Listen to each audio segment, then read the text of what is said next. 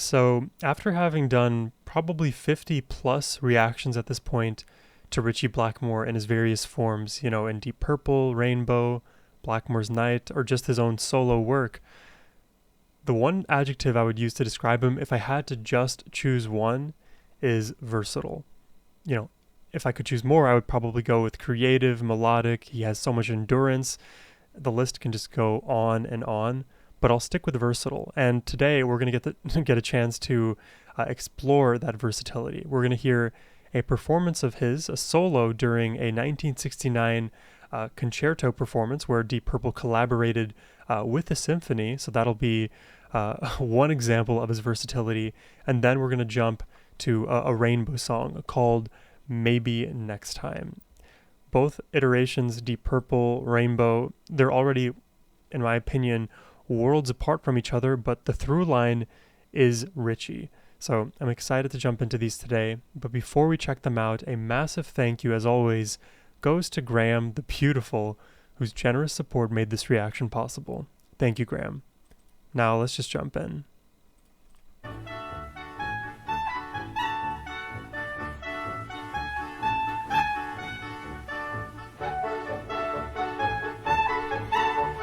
Very bouncy.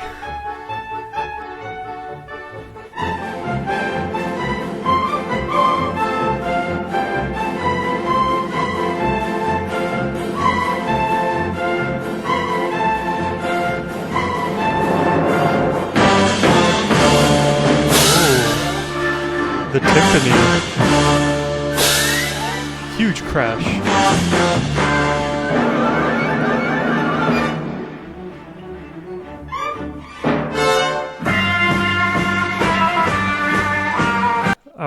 I will never get used to these like drastic jumps from the symphony, the timpani, the strings, the brass, the wind instruments, all the way to Deep Purple. It's a crazy transition.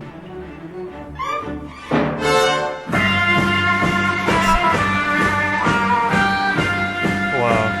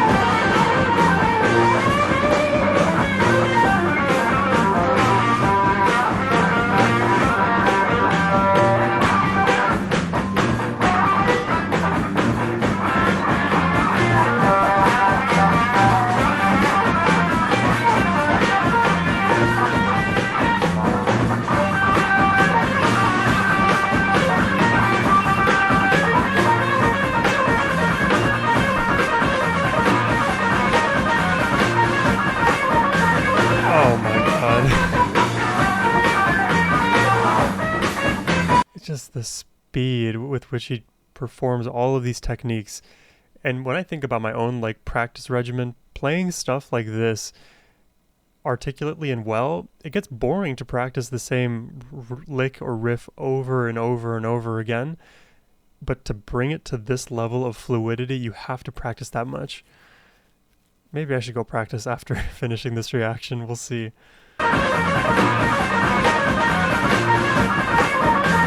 Because he does it so easily.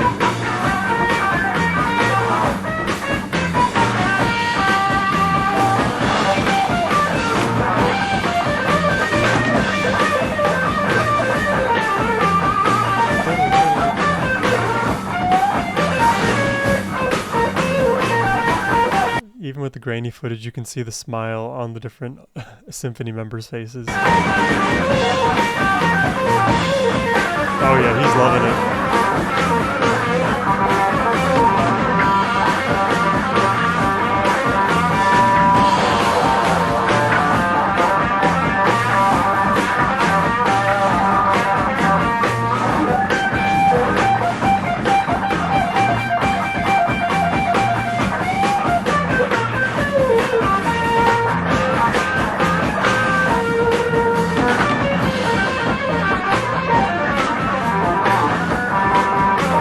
Whoa, why did that sound so cool there?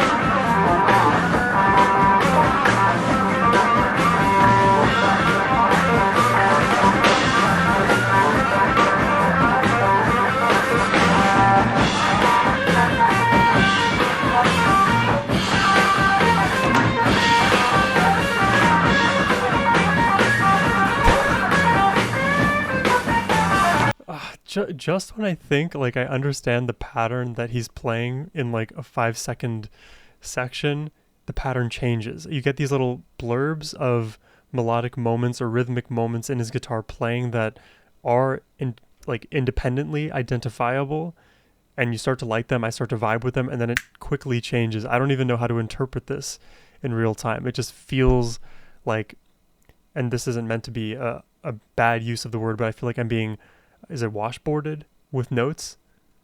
Something like that, but not with the negative connotations and torture. This is a pleasant experience.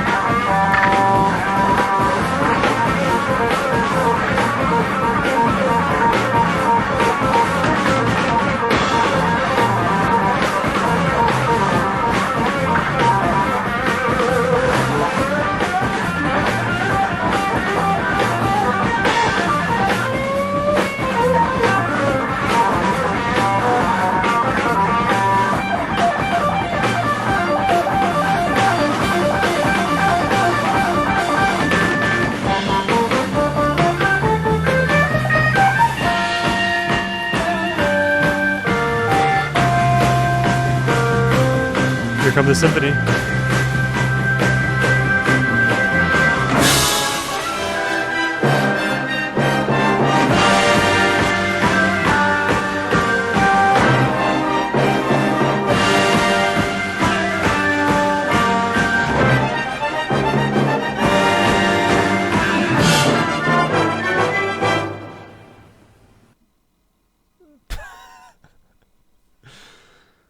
Oh, how do I formulate thoughts here?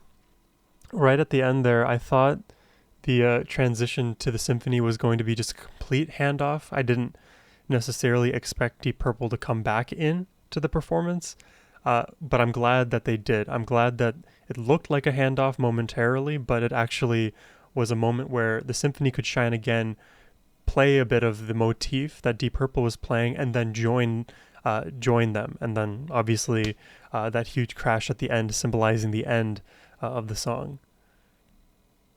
It's really impressive to like have this level of coordination between the orchestra. Is it orchestra or symphony? I never know. We'll call it the symphony, and Deep Purple, because these are just worlds apart in my mind. I really need to defer to somebody who's more knowledgable's judgment about whether or not they are fluidly coming together, because sort of in my mind, they still feel disconnected. All of the performances I've heard with Deep Purple and the orchestra have felt more jarring than like part and part, like part of each other, if that makes sense. I can definitely imagine it would be super hard to arrange this whole collaboration, because these instruments are worlds apart. The styles that all of the groups play are so different from one another.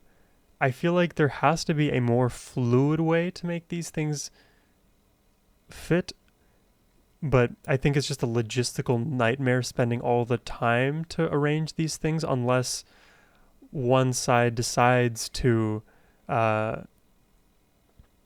put in all of that overhead cost and time to make these songs feel more fluid. I wonder if you all agree with me in the comments down below, because from a musical standpoint, everything that is being played is super engaging, super fun, from both the symphony and from Deep Purple. I just wonder whether or not this particular collaboration works. I think it does, but again, that's why I need to defer to a more enlightened judgment. And I will constantly refer back to my first time hearing a guitarist with a symphony. That was Yngwie Malmsteen in Japan. That to me felt like the way to do it. It felt very cohesive and collaborative. And I think it's easy to do that because it's almost like Yngwie is soloing over what the symphony wants to do, except there's no lead parts in the symphony. It's more coming from Yngwie. So whatever a composer does, if they write all of the surrounding instrumentation and leave out the lead, that allows Yngwie to step in. Maybe they need to do something similar with Deep Purple, but yeah, this just seems like a logistical nightmare. So yeah, another fun one to check out, but we still have a Rainbow. This one is Maybe Next Time. Let's check this one out.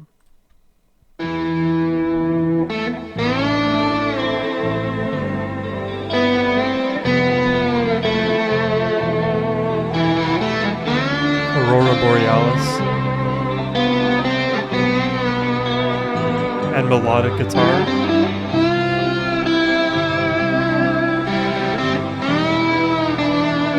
Oh, this is beautiful.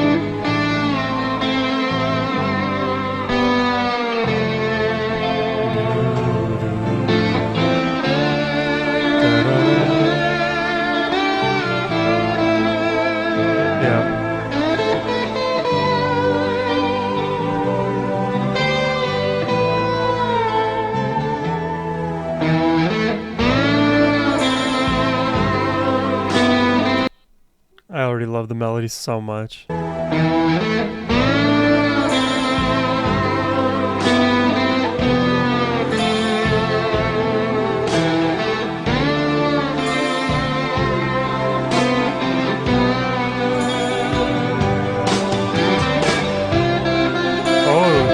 they didn't give us the big punch yet.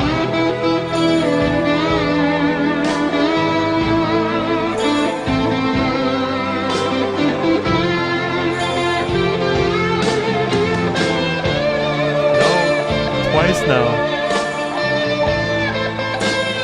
We need a big crash.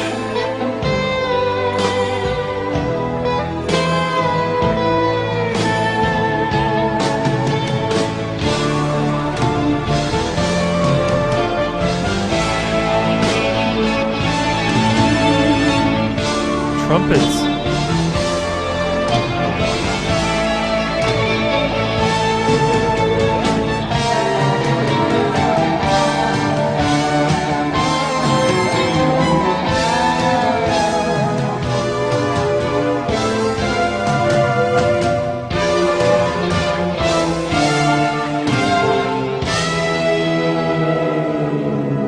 The winding.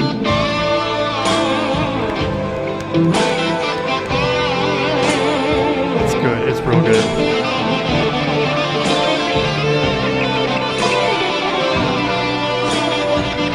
That is an avalanche of notes.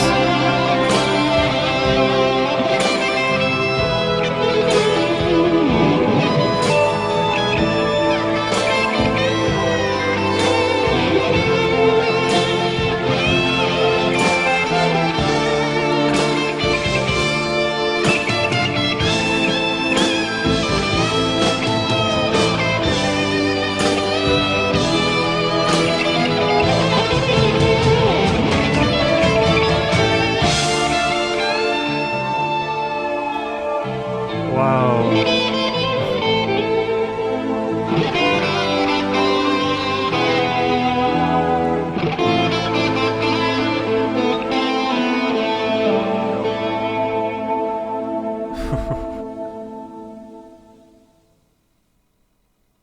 Whoa. You know, strangely enough, it's like it's Rainbow that speaks to me, at least in this double reaction, more than Deep Purple. In Deep Purple, it feels more of like a virtuosic performance, but Rainbow and maybe Next Time feels more emotive. And, when I first started listening to Rainbow, that is what drew me into them so much, is the soulful, melodic, beautiful, like gut-wrenching guitar work and Dio vocals. And this was just an instrumental, right? So we didn't have Dio vocals, but you hear the the like beautiful notes oozing from Richie's guitar playing. I love the visuals of Aurora Borealis. I've never actually seen it in person. That is one of my bucket list items, go see Aurora Borealis, and I guess it would need to be paired with a Rainbow record. It just feels right because there's so much power and beauty in nature, and somehow, some way, Richie and Rainbow, they emulate the beauty in nature within their music, and it pairs very well. When I'm like driving late night sometimes, Rainbow will randomly come on in my playlist, and it is like exactly what the soul needs. It is exactly what makes me tick. So I think I'm just biased in that sense. But man, you hear the first time around, right? Richie, all the soulful playing, it's mid-tempo, it's rather slow, and it builds, it builds, it builds. And these moments where I expect a huge chorus to come in didn't happen. And we got more extension of those melodic motifs. And that happened 2 times. And then on the 3rd time, we got that bigger crash. And then that second verse that we heard from Richie, that's where we got the flurry of notes. And they pick their spots. I love that they pick their spots, and they just know how the human emotions cycle up and down. And, that expression, strike while the iron's hot, they know how to strike when the iron's hot, musically speaking. This was a fun one today. Leave your comments, your likes, all that good stuff down below. If you enjoyed the reaction and want to request one yourself, please hit the link in the description box. That is the best way to support my channel. But as always, my friends, have a wonderful rest of your day. Take care and peace.